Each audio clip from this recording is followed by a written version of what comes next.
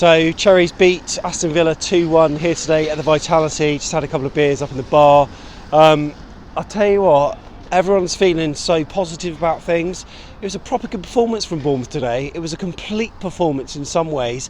Having our backs against the walls for so long is going to be a galvanising effect, especially with Sheffield United, who are a decent side, won again today in a match that they, would at the start of the season you'd say they would have probably lost it. So they are flying high.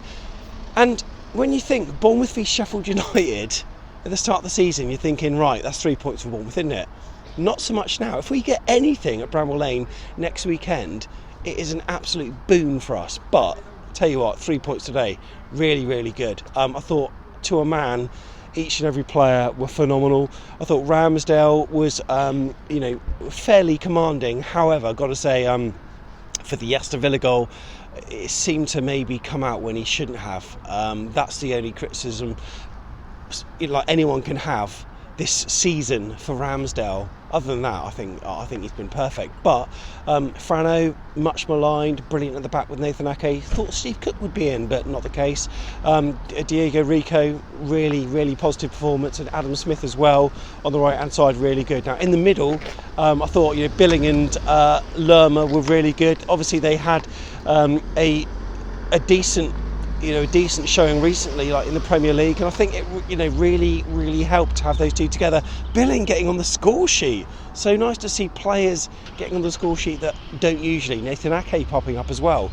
Fraser, after his blooper, we would call it, in the week in terms of his interview with Radio Solent, I thought was a decent performance as well.